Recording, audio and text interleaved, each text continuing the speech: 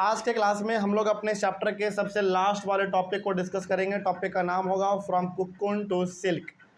ये टॉपिक शुरू करने से पहले जो आपने पिछले क्लास में पढ़ा था और पिछले क्लास में भी हम लोगों ने सेम डायग्राम से समझा था, सेम पिक्चर हमने इस्तेमाल किया था, इसको हम लोग दोबारा समझेंगे क्योंकि आगे जो हम लोग टॉपिक अभी पढ़ने वाले हैं फ्रॉम कुकुन टू सिल्क, इसमें इसी डायग्राम का काम आएगा। ठीक है, तो पिछले क्लास में जो हम लोगों ने पढ़ा था उसको फटाक से हम लोग एक बार बस डायग्राम से यानी कि पिक्चर से रिवाइज कर लेंगे, फिर आगे बढ़ेंगे तो आपको समझ में आएगा। देखिए, हम लोगों ने ये पढ़ा था कि जो छोटा सा जो कीड़ा होता है जिसको हम लोग क्या बोलते हैं, सिल्क मॉथ बोलते हैं। क्या बोलते हैं? सिल्क मॉथ बोलते हैं। तो वो ना छोटे छोटे अपने बच्चों को जन्म देता है, किस रूप में? अंडे के रूप में। यानी कि वो कीड़ा सिल्क मॉथ जो है अपने बच्चों को जन्म देगा अंडे के रूप में। उसके बाद कुछ दिन होगा तो उसके अंडे मैच्योर हो जाएंगे, अंडे को समय हो जाएगा तो उस अंडे को फाड़ के उसका बच्चा बाहर निकलेगा। उस बच्चे को हम लोग क्या कहते हैं? सिल्क वॉर्म या फिर कैटरपिलर या फिर आप उसको प्यूपा भी कह सकते हैं, है ना। उसके बाद फिर ये प्यूपा क्या करता है? प्यूपा अपने चारों तरफ एक नेट बनाता है। क्या बनाता है? एक नेट बनाता है, एक जाली बनाता है अपने से, और इसका बॉडी एक केमिकल रिलीज करता है। वो केमिकल क्या करता है? उस जाली को मजबूत बना देता है, ठोस बना देता है, जिसके वजह से होता क्या, ये कैटरपिलर उसी जाली के अंदर रह जाता है। मतलब गलती से नहीं रहता, वो जानबूझ के रहता है। अपने चारों तरफ वो नेट बनाता है ताकि उसके अंदर वो सुरक्षित तरीके से रह सके। क्यों बनाता है नेट? क्योंकि ये अभी अभी जन्म लिया है और ये इतना अच्छे तरीके से ग्रो नहीं किया गया है कि आराम से जंगलों में रह सके। नहीं, यदि ये अभी रहेगा तो पक्षी वगैरह इनको मार के खा लेंगे। तो जैसे इनका जन्म होता है वैसे ये अपने बॉडी के चारों तरफ एक नेट जैसा स्ट्रक्चर बनाना चालू कर देता है, और इसके बॉडी से जो केमिकल रिलीज होता है वो केमिकल क्या करता है? इसके नेट को मजबूत बना देता है, ठोस बना देता है, और उसी नेट के अंदर ये कुछ दिन तक रहता है। तब तक रहता है जब तक कि इसके बॉडी के ऊपर पंख ना आ जाए, अच्छे तरीके से ये डेवलप हो जाए, तब तक ये अंदर रहता है। जब ये एक बार डेवलप हो जाता है, पूरी तरीके से पंख आ जाता है, उड़ने के लायक हो जाता है, तो फिर ये अपने इस वाले बैग जो स्ट्रक्चर था नेट वाला, उससे वो बाहर निकलता है। और ये जो स्ट्रक्चर है ये अंडर टाइप, इसको हम लोग क्या बोलते हैं? कुकुन बोलते हैं। क्या बोलेंगे? कुकुन। और इसी के अंदर ये छोटा सा कैटरपिलर पड़ा रहता है, कुछ दिन तक रहता है। उसके बाद फिर वो बाहर निकलता है तब जब वो अच्छे तरीके से ग्रो कर जाता है, डेवलप कर जाता है और उसके पास पंख आ जाते हैं, तब वो बाहर उसको फाड़ के निकल जाता है। तो इस वाले पिक्चर में आप देख पा रहे हैं वो बाहर निकल गए हैं। और बाहर निकलने के बाद फिर ये जो छोटा सा कैटरपिलर था जिसको आप सिल्क वॉर्म भी कहते थे, वो आसमान में पंख से फिर उड़ जाता है। फिर आपके पास बच क्या गया? फिर क्या बच गया? कुकुन बच गया। और यही वो कुकुन है जिससे हम लोगों को क्या बनाते हैं हम लोग? सिल्क बनाते हैं, यानी कि सिल्क का कपड़ा बनाते हैं। फिर ये उड़ा है तो ये दोबारा फिर अपने बच्चों को जन्म देगा अंडे के रूप में।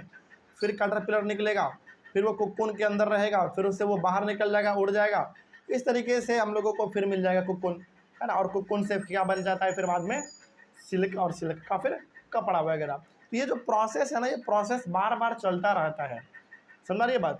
ये प्रोसेस बार बार चलेगा, इसी को हम लोग कहते हैं life cycle of silk moth. तो ये बार बार चलता रहता है। तो ये जो आपने समझा था इसी डायग्राम का दोबारा इस्तेमाल करके हम लोग इस कॉन्सेप्ट को समझेंगे तो आपको फिर से समझ में आएगा। आइए शुरू करते हैं। सबसे हम लोग पहले बात करेंगे रियरिंग सिल्क वॉर्म। यानी कि सिल्क वॉर्म को आप सिल्क वॉर्म बोलो, कैटरपिलर बोलो, पीपा बोलो, इसको वो सब क्या है? सेम ही है। ठीक है, तो रियरिंग का मतलब होगा कि किस तरीके से हम उसका पालन करते हैं। रियरिंग का मतलब पालना। कैसे पालते हैं उसको देखते हैं। सबसे पहला पॉइंट लिखा हुआ है कि फीमेल सिल्क मॉथ ले hundreds of eggs at a time. मतलब कि एक फीमेल सिल्क मॉथ एक समय में सैकड़ों का मतलब 100, 200, 300, 400 बहुत सारे अंडे को जन्म देती है। कहानी की तरह समझेंगे तो आपको समझ में आ जाएगा। मतलब यहाँ पे जो आप एक छोटा सा कीड़ा देख रहे होंगे, पंख लगा हुआ है, ये फीमेल सिल्क मॉथ है। कैसा है? फीमेल सिल्क मॉथ है। ये एक टाइम पे 200-300 अंडे को जन्म दे देती है। सोचो, यानी कि फीमेल सिल्क मॉथ एक टाइम पे 200-300 अंडे को जन्म दे देती है, वो भी एक बार में। ठीक है, अगला, the eggs are stored carefully on strips of cloth और paper and sold to silkworm farmers. अब होता क्या है, जो किसान इस चीज़ का पूरा व्यापार करते हैं, तो पहले किसान क्या करेगा, अपने यहाँ पे सिल्क मौत को पालेगा। वो सिल्क मौत, अच्छा एक बात बताइए, क्या वो किसान सिल्क मौत एक दो को पालता होगा? नहीं, बहुत सारे हजारों के नंबर में वो सिल्क मौत अपने यहाँ पे पालता है, और पालने का पूरा सेटअप होता है उसके पास। ऐसा नहीं कि कहीं पे भी पाल दिया, बाग बगीचे में कहीं भी, ऐसा नहीं होता। पूरा उसके पास एक सिस्टम होता है, पूरा सेटअप होता है। तो वो किसान सबसे पहले क्या करेगा, जब सिल्क मौत अपने अंडे को जन्म देगा, तो वो किसान क्या करता है, उस अंडे को जाके बेच देता है। किसको बेच देता है? सिल्क वॉर्म के फार्मर को, जो उससे आगे चल के क्या करने वाला है, सिल्क प्रोड्यूस करने वाला है, कपड़ा बनाने वाला है। देखो, हर इंसान हर काम नहीं करता है। सिल्क मौत कोई और पालेगा, जब वो अंडा दे देगा तो उसको जाके बेच किसी और के पास देगा, फिर वो कपड़ा उससे धागा निकाल के धागा किसी और को बेच देगा, है ना। इस तरीके से काम चलता है।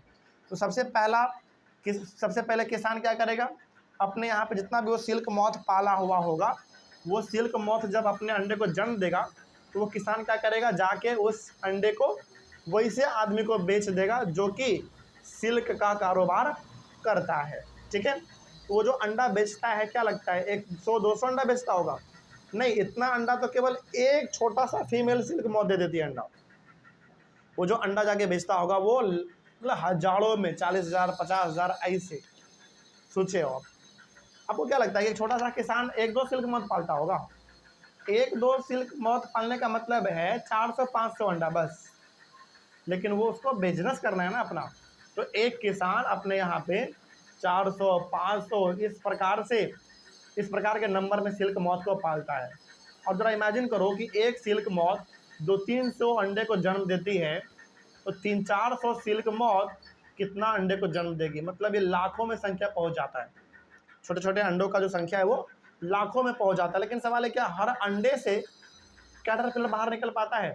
नहीं, बहुत सारे अंडे मर भी जाते हैं, बहुत सारे अंडे खराब हो जाते हैं। ठीक ना। तो ध्यान रखना है पहला चीज़ कि जो किसान सिल्क मौत को पालेगा अपने यहाँ पे, जब वो एक बार अंडा दे देगा, सिल्क मौत जब एक बार अंडा दे देगा, तो उन सारे अंडे को जाके वो किसान वैसे लोगों को बेच देता है जो सिल्क का व्यापारी यानी कि सिल्क का कारोबार करता है। फिर आगे क्या होता है देखो, the farmers keep eggs under hygienic conditions and under suitable conditions of temperature and humidity. अब जिसको वो बेचता है, वो आदमी का जिम्मेदारी बनता है कि उस अंडे को अच्छा सा माहौल दिया जाए, अच्छा टेम्परेचर दिया जाए, ना ज़्यादा गर्मी, ना ज़्यादा बरसात, ना ज़्यादा धूप, किसी प्रकार से टेम्परेचर बढ़ना नहीं चाहिए, घटना नहीं चाहिए। मतलब कि उस अंडे को ग्रो होने के लिए जितना टेम्परेचर चाहिए वो अच्छे तरीके से उसको टेम्परेचर वगैरह देता है। यदि टेम्परेचर नहीं देगा तो सारा का सारा अंडा क्या हो जाएगा, मर जाएगा, बर्बाद हो जाएगा। तो एक बार वो इंसान जब अंडे को खरीद लेता है दूसरे इंसान से, तो उसका मेन काम अब स्टार्ट होता है कि उस अंडे को अच्छे से रखना है, उस अंडे का देख रेख करना है, उसको टेम्परेचर सही से देना है, सब वो अपना देख रेख अपना करता रहता है। मतलब उसके आजू बाजू का टेम्परेचर घटना भी नहीं चाहिए, बढ़ना भी नहीं चाहिए, बराबर होना चाहिए, जितना उसको चाहिए उतना उसको मिलते रहना चाहिए, है ना। आगे, the eggs are warmed to a suitable temperature for the larva to hatch from eggs. मतलब उस अंडे को तब तक अच्छे से बचा के रखा जाता है जब तक कि उस अंडे से क्या ना निकल जाए बाहर, लार्वा बाहर ना निकल जाए। लार्वा का मतलब सिंपल सा कैटरपिलर का बात कर रही है। देखो, लार्वा बोलो, प्यूपिल बोलो, है ना, फिर से आप और क्या, सॉरी प्यूपिल नहीं, प्यूपा बोलो, फिर से कैटरपिलर, सिल्क वॉर्म, सब एक ही चीज़ होता है। कंफ्यूज करने का अलग अलग टर्म है, बस है सब कुछ एक। ठीक ना। उसके बाद थोड़ा सा और बात करें तो हाँ, तो उस अंडे को तब तक अच्छे से रखा जाएगा, तब तक अच्छा टेम्परेचर दिया जाएगा जब तक उस अंडे को फाड़ के उससे छोटा सा कैटरपिलर बाहर ना निकल जाए। बाहर निकल जाएगा तब फिर काम आसान हो जाता है किसान का।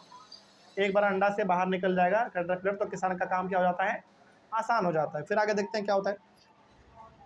This is done when mulberry trees bear a fresh crop of leaves. और हमने आपको कल भी कहा था कि ये जो सिल्क मॉथ है अपने बच्चे को जन्म किस पत्ते पे देती है, मलबरी के लीफ पे। इसीलिए जो किसान सिल्क मॉथ को पालता है जहाँ पे, वहाँ पे ना मलबरी का पत्ता वो बिछा देता है। क्या कर देता है, फ्लोर पे मलबरी का पत्ता बिछा देता है, ताकि मलबरी के पत्तों पर ही वो सिल्क मॉथ अपने अंडे को जन्म दे सके। हालांकि देने का वो छोटा सा वाइट कपड़े पे भी दे सकता है, वाइट पेपर पे भी दे सकता है, लेकिन ज़्यादा अच्छा क्या रहता है, मलबरी का लीफ ज़्यादा सुटेबल रहता है। ठीक ना, चलिए आगे बात करते हैं। उसके बाद है द लार्वा कॉल्ड कैटरपिलर। देखो यहाँ पे आ गया ना, लार्वा बोलो, कैटरपिलर बोलो, सिल्क वॉर्म बोलो, सब एक ही चीज़ है। Eat day and night and increase enormously in size. तो वो जो कैटरपिलर का एक बार जन्म हो गया, अंडे से जब वो बाहर निकल जाता है तो किसान उसको खाने के लिए छोटे छोटे पत्ते देते हैं। क्या देते हैं, पत्ता। वो अनाज नहीं खाता, ध्यान रखना। वो जो सिल्क वॉर्म है, जिसको आप कैटरपिलर बोल रहे हैं, जिसको लार्वा बोल रहे हैं आप, वो खाना नहीं खाता, अनाज नहीं खाता है। वो क्या खाता है फिर, पत्ता खाता है, लीफ खाता है, छोटा छोटा लीफ, मलबरी का। हाँ, मलबरी का पत्ता वो खाता है। यानी कि जो सिल्क वॉर्म है उसको मलबरी का लीफ बड़ा पसंद होता है, इसीलिए वो अपने बच्चों को जन्म भी कहाँ देता है, मलबरी के पत्तों पर ही देता है। क्यों, क्योंकि उसको पता है मेरे बच्चे का जन्म इस पत्ते पे होगा और जैसे वो ग्रो हो जाएगा उसको खाने के लिए भी ये पत्ता मिल जाएगा। हाँ दे सकता है, लेकिन मतलब वो अपने बच्चों को जन्म वाइट कपड़े पे भी देता है, लेकिन ज़्यादा अच्छा क्या रहता है उसके लिए, मलबरी का लीफ। ठीक है, आगे बढ़ते हैं। तो वही यहाँ पे लिखा हुआ था, तो कहानी समझना है पूरा। तो पहला बात यहीं पे आप यही बोला गया है कि जब एक बार अंडे को फाड़ के कैटरपिलर बाहर निकल जाएगा तो उसको खाने के लिए क्या दिया जाता है, किसान उसको क्या देगा खाने के लिए, मलबरी लीफ देगा। यानी कि मलबरी के पेड़ का जो पत्ता होता है उस पत्ते को देगा और उस पत्ते को वो तोड़ तोड़ के अपना खाता रहता है, बहुत खाता है ताकि उसका साइज क्या हो सके, बढ़ता जा सके। अगला, the larva are kept in clean bamboo trays along with freshly chopped mulberry leaves. और इस कैटरपिलर को अच्छे से जगह पे रखा जाता है, बम्बू ट्रे पे, मतलब कि वैसा ट्रे जो कि बम्बू से बना होता है, मतलब बांस से बना होता है। मतलब इसको ना नेचुरल चीज़ें ज़्यादा पसंद है। जो लार्वा है इसको क्या है, नेचुरल चीज़ ज़्यादा पसंद है। जैसे बम्बू हमारा क्या होता है, बांस, नेचुरल प्लांट है भाई, नेचुरल प्लांट है। तो उसके ऊपर मलबरी का पत्ता पहले बिछाया जाएगा बम्बू ट्रे पे, मलबरी का पत्ता बिछा के फिर उसके ऊपर कैटरपिलर को डाला जाएगा और वहाँ पे कैटरपिलर उस पत्ते को आराम से खाता है, उसी पे लेटता है, उसी पे मौज मस्ती अपना जो करना होता है कैटरपिलर उसी पे अपना करता है। यानी कि मलबरी लीव्स उसको क्या है, बड़ा पसंद है, किसको, कैटरपिलर को। ठीक है, आगे बात करते हैं फिर। After 25 to 30 days the caterpillars stop eating and move into a teeny chamber of bamboo in the tray to spin cocoons। लगभग वो 25 से 30 दिन तक खूब खाता है मलबरी लीव्स को और अपना साइज बहुत बड़ा कर लेता है। उसके बाद फिर वो आराम से बम्बू को, देखो यहाँ पे साफ लिखा हुआ है, spin the cotton inside which develops the silk, sorry, my mistake. After 25 to 30 days, the caterpillars stop eating and move to a teeny chamber of bamboo in the tray to spin cocoons। मतलब कि 25 से 30 दिन तक वो आराम से दबा के मलबरी लीव्स को खाता है।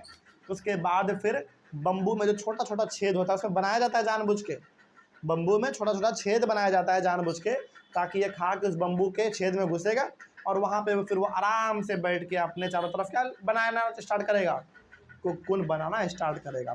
तो ये पूरा कहानी आपको समझ में आ रहा है।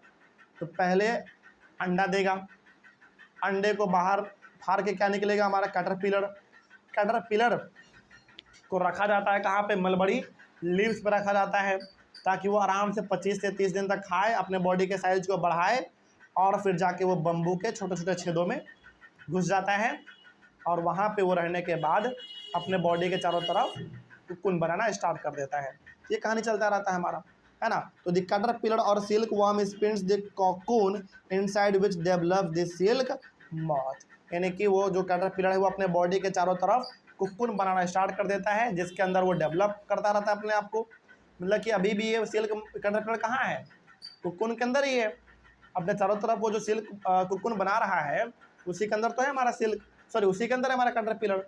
तो अपने आप को अंदर अंदर डेवलप भी कर रहा होता है, उसके पास अंदर ही अंदर पंख भी आ जाता है, सब कुछ इस तरीके से हमारा ये पूरा काम चलता है। अगला है हमारा प्रोसेसिंग सिल्क। ये आपने पढ़ा कि किस तरीके से सिल्क वॉर्म को, यानी कि कैटरपिलर को किस तरीके से आप पालते हैं। अब आप पढ़ेंगे कि सिल्क हम लोगों को कैसे मिलेगा। यानी कि मेन मुद्दा तो हमारा क्या है, सिल्क प्राप्त करना।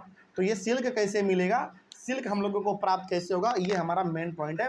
तो आइए थोड़ा सा इसके बारे में भी डिस्कस कर लेते हैं। पहला पॉइंट इसमें लिखा हुआ है कि a pile of cocoon is use for obtaining silk fibres, यानी कि इस प्रकार का जो कुक्कून आप देख रहे हैं अंडा जैसे शेप का, ये एक दो कुक्कून से मिल के कपड़ा नहीं बनता है, ध्यान रखना। सिल्क का जो कपड़ा बनता है उसमें एक दो कुक्कून का ज़रूरत नहीं है, उसमें हजारों कुक्कून का ज़रूरत पड़ता है। मतलब कि यदि आपको थोड़ा सा बड़ा कपड़ा बनाना हो सिल्क का तो उसमें हजारों कुक्कून लगते हैं। हज़ार कुक्कून तो फिर भी बहुत कम है, बहुत ज़्यादा कुक्कून लगते हैं। उस कुक्कून से पहले सिल्क का धागा बनता है, फिर उस धागे से कपड़ा बनेगा, तो बहुत सारे कुक्कून का ज़रूरत पड़ता है एक सिल्क के कपड़े को बनाने में। आगे, the cocoon are kept under the sun और बॉइल्ड और एक्सपोज टू स्टीम। एक बार जब उस कुक्कून से हमारा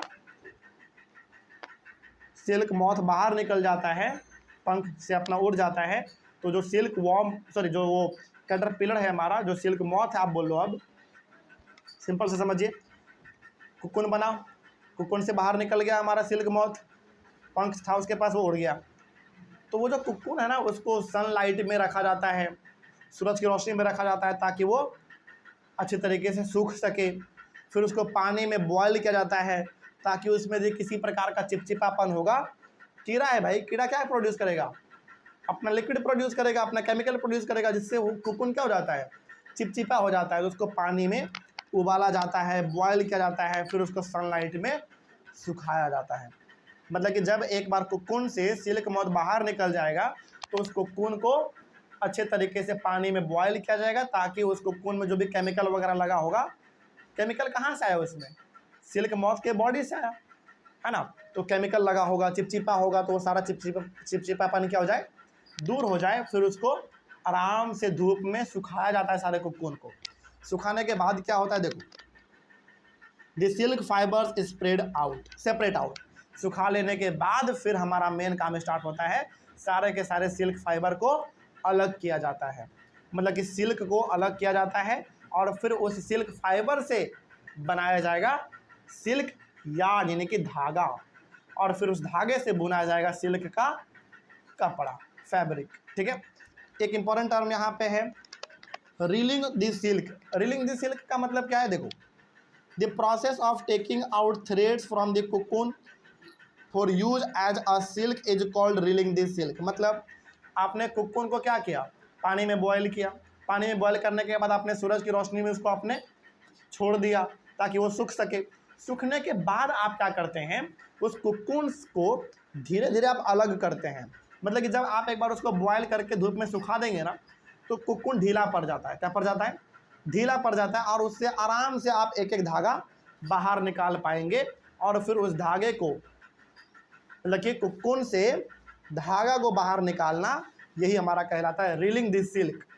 कोई पूछे कि बताओ रीलिंग द सिल्क का मतलब क्या है, तो सिंपल सा बताना है कि कुकून को पहले पानी में बॉयल किया जाता है, बॉयल करने के बाद सनलाइट में उसको सुखाया जाता है, सुखाने के बाद कुकून थोड़ा सा ढीला हो जाता है, तो उससे हम लोग आराम से सिल्क फाइबर बाहर निकाल लेते हैं, एक एक धागा हम लोग बाहर निकाल लेते हैं, और यही हमारा प्रोसेस कहलाता है रीलिंग दिस सिल्क।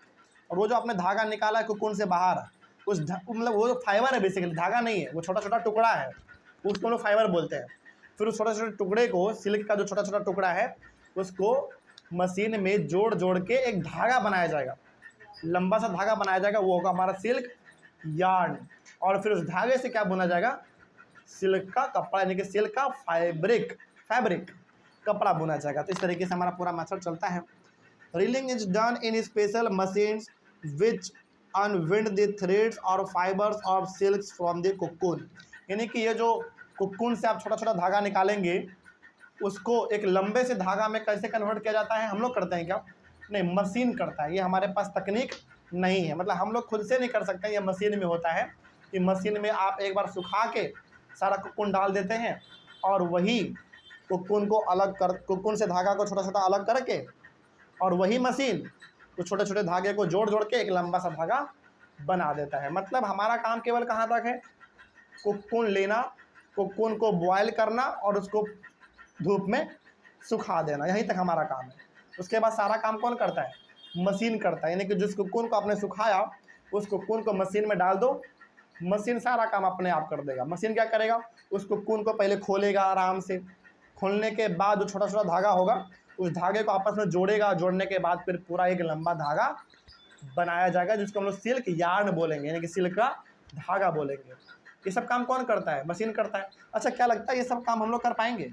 नहीं कर पाएंगे भाई, क्योंकि जो कोकून है बड़ा नाजुक होता है, हल्का फल्का भी इसमें आप जोर ज़बरदस्ती करेंगे ना वो टूट जाएगा, किसी काम का नहीं रहेगा फिर।